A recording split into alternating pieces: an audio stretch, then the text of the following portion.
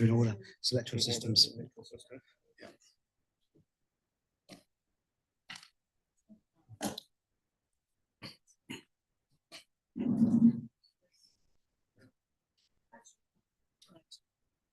Okay.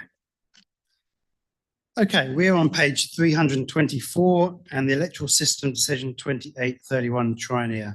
So, Robin, over to you. Afternoon, councillors. I'll take the report as read. Happy to answer any questions. Councillor Ray has got a question.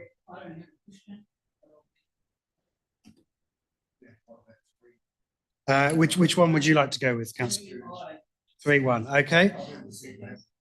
So it's one. Just be clear here. 1, 2, 3, 1. All right. And 4, please. 4. Yeah. Okay. And seconded by Councillor Coxhead. Any debate? Put the motion. All in favour, say aye. Against. Carried.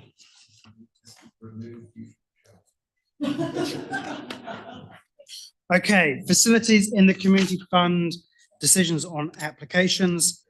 So this is to be received because the panel had, sorry, page 331. Panel has delegated authority. So is there any questions on that? I think as you're moving. Yep, Councillor Elvin. Question which I'd like to just ask if Councillor Daly is now satisfied that Te Puke doesn't always miss out on everything, given the large proportion of grants that got into this. I just want to make sure that he's happy with the outcome. Comment during my speech. Okay, right. I'm trying not to have. Sorry,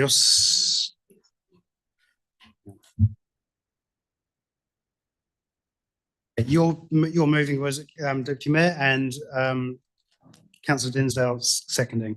Okay, any speakers? But Councillor Daly. It's sort of a question with a speech, but James, did you get any nice words from the staff about how good the panel were on this particular funding panel? You very well know the answer to that. So can be a rhetorical the staff question. were complimentary about the panel, and Deputy Mayor was kind enough to share it with all councillors. So well done, everyone. It's a fair bit of work, so thank you for that. And with that, I'm going to put the motion. All in favour, say aye. No, that was the wrong panel. Yeah. But Is what it is. No, so I would like to say thank you very much to the Kaimai Ward Councillor and the Katikati Waihi Beach Ward Councillors, because they were very generous towards Te Puke, as Councillor Elvin has said. And even though I tried to address that misbalance, they were very insistent on giving that money to Te Puke. So thank you very much. Okay, the motion was carried, Councillor Daly, so we'll move on. Item 10.8, it's the Makatu Surf Club Reserve, renewal of the lease, page 333. Watson online.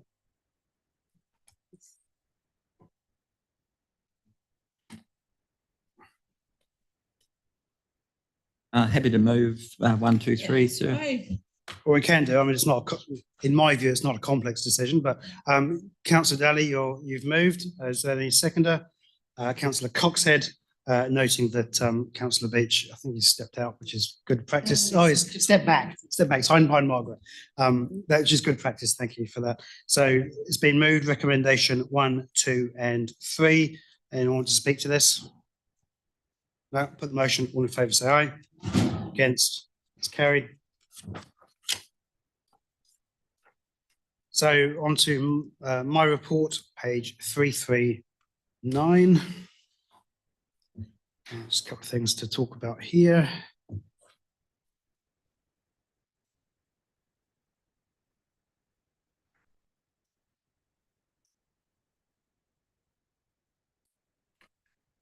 Okay, so just a couple of things on this one. I went down to Wellington on Monday and met with Ministers Bishop and Watts. That was a regional deal meeting. It's the was Mahi Drysdale was there and Glenn Dougal because Matamoana was off sick. It was the first governance meeting for the regional deal. Following, I think, the second deal oversight board, which is the CE level kind of one. The key takeaway there is that the implementation plan is on track to be signed off in October prior to the election. It's not dependent on Parliament rising; they can do that. And the key thing will be the GPS will be key to our transport projects as well as the FAR subsidy projects as well. So looking good, but the implementation plan when that comes out we might say like September, but I guess October is the main time. That'll be the key thing for us to review and look over. So and make public too. Councillor Daly. Yeah, I've got a question about the meeting with Mayor Drysdale and Tapsell on the 6th of August. I guess one, what time was that? And two, what was the nature of that call? Yeah, I think that was first thing in the morning, and that was just to well, it's just acknowledging that the Head Start discussions are coming up, and just to make sure everyone was understood who was doing what, basically. Was there any discussion of backup plans should the vote go all right? I don't think we discussed it at that point. Yeah, Deputy Mayor. When you were in Wellington, did you have the chance to discuss with the ministers about the rate freeze? No, that was before the announcement. I think one of the things I'd like to say is that I think we should be preparing a submission. Okay, I think something we can perhaps discuss how we might do that. Thank you. I think we had submitted on it, so yeah, I think we have submitted on it already in the past. But yeah, Councillor Joyce. A couple of things from me. Councillors may not be aware that I suggested we draft a letter to the chairman of NZTA, or that I was going to draft a letter to the chairman of the NZTA supporting Scott Simpson's speech in Parliament to reopen the turnings in and out of Wright Road. And the mayor took up the suggestion that he headline that, and Councillor Soul and myself as ward councillors would sign it. Now, James, you were going to present that to this meeting attached to your report. So I just wonder, is there any update there? And have you heard anything back from the NZTA, more importantly? Well, I haven't heard anything back. My apologies, Ronnie, that was an oversight on my part that letter wasn't attached. I suggest it can be as a minute attachment or something like that to go in. But yeah, always happy to support the Wright Road residents to get their right hand turns in. So that went off well, a good couple of weeks ago now, I think. So yeah. The other one was you've said in your report that a verbal update on local government reform and Head Start proposals will be given at the meeting. So I'm looking forward to that. Okay, so when I wrote this report, it was before Rotorua's vote, I think it was. So I think I correctly picked it. It's a fast-moving scenario. To be honest, I think councillors are you are fully up to date on what the situation is as of now. So I'm not sure there's a huge amount more to pick up, but in summary, we have declined to submit a Head Start proposal, but Rotorua's proposal with Tauranga would mean the formation of a Tauranga and Western Bay sub-regional unitary, but the decision rests with Cabinet now. So you're basically fully up to speed on that. Sorry, can I ask a follow-up? Was it discussed when you went to Wellington on Monday? It was mentioned briefly at the end, but there was nothing really substantial. I think it's fair to say that Minister Watts was careful not to, interfere is the wrong word, I think, but no, he was careful not to preempt the decision of Cabinet. Okay, Councillor Elvin. I hope Shakespeare in Love is worth going to, and I hope that doesn't give rise to any potential increased charges on Western Bay Council on some of those cross-border transactions we're going to have to deal with. Sorry, going to what? So I missed the first bit. Shakespeare in Love. Oh, it's lovely. Yes. And I just was worried that we're going to be charged more because you were seen in the city. From memory, we had another long day in council, and it was just a little trot down the road at the end of a hard day. But yes, yeah, it was good. Always good to support the arts in our sub-region. Anyone, anything else? Councillor Daly. Just that last item with the joint meeting with the CEO, the final decision date for Wairiki South fast track application. I understood that was due any day now. Have you heard any more about that? I haven't. I don't know if anyone else in the room knows anything more, but I'm not aware, no. Brad? So they haven't had a formal decision, but they have been going through questions and answers with the EPA. So that process is still ongoing at the moment. I note with the statutory timeframes for that fast track that if they were meeting all those, the decision must be imminent. Oh, Alison might have something. I was just checking my emails to see whether I had an update from the team. So the convener is still going back and forth with parties around minutes in terms of further information. So it isn't at the stage yet of our decision being ready. So still got a bit of time on that and can't give a definitive date at this point. Okay, if there's no further questions, I'm happy to move our report. Do I have a seconder, please? Councillor Elvin, put the motion. All those in favour say aye. Aye. Against, carried. So now we're into information for receipts. I hope we can get through quite quickly, although happy to take questions. Page 341, the Punny Point transfer. I asked for this update because it's been 6 years and it's taken a while, and I think it's important that we understand why it's taken so long, and also so we can answer any tangata whenua questions on that too. But Councillor Sole, you have a question? Yes. If I remember rightly, because it is a long time ago now, and I don't see anything largely listed here, there was navigational aids in that patch of dirt. Do we know how that sits, where that, is that allowed to continue there, or is there some other thing happening with that? I think that's an easement or something, isn't it? So Is Peter online? is Peter Watson, are you online? No. I haven't heard That's all right. and It's I not haven't the heard end of the anything's world. changed from the original plan on that one. Yeah. 6 Okay. years. Okay, are there any other questions on the Punny Point? No? Okay, so it's So when do you think it will be resolved? Murray Land Courts. It's very difficult to say, Deputy Mayor. It's a long, drawn-out, complex land court process, so it's very difficult for us to give a time frame on it. well, it says the key thing is there'll be a Harpoon meeting on the 20th September, and then I think it goes to land court. But okay, so there's. Oh. Are you saying that the local iwi is influencing it now? There was a recommendation to change from a trust, or change the trust structure basically. It's in the report. There's quite a lot of detail there. Okay.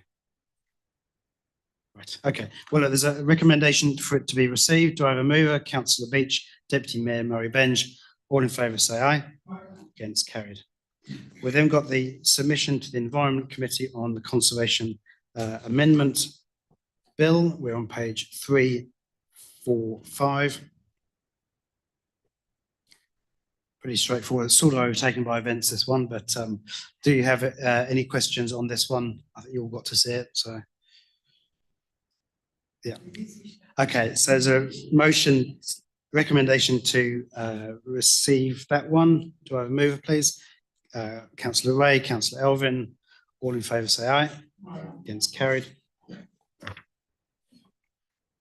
Submission, we're almost there, guys. Submission to the Bay of Plenty Regional Council on the draft regional public transport plan.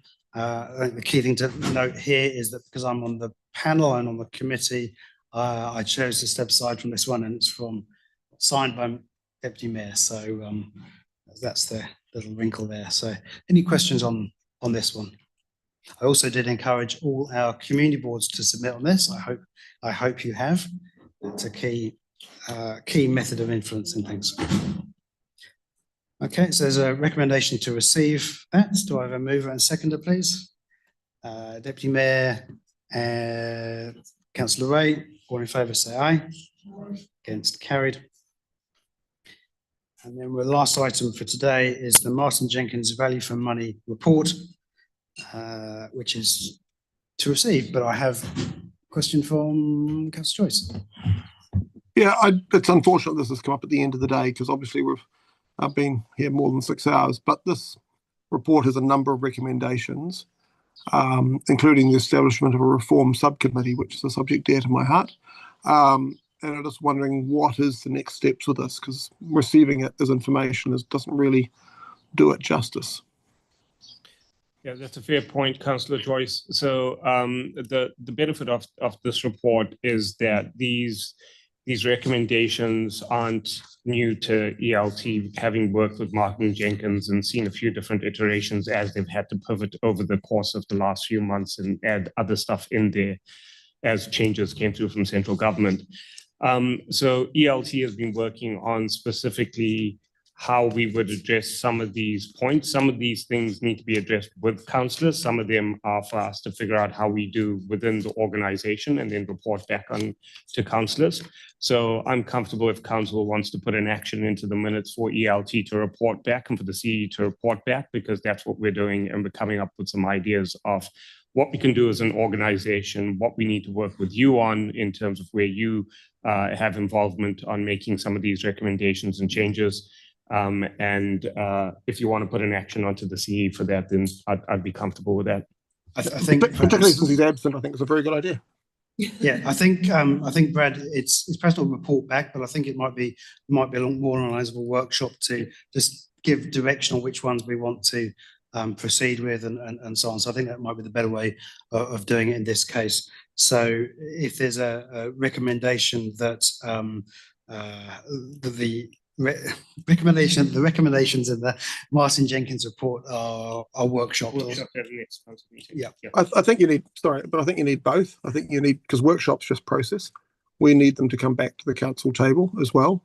So can we agree to workshop them, but also ask that the CEO report back to council on next steps? An alternative for that, Councillor Joyce, is that through the workshop, because as we go through the workshop, you'll understand exactly what you want from us. So maybe save that as direction at the workshop on, we want you to report back on this, and this.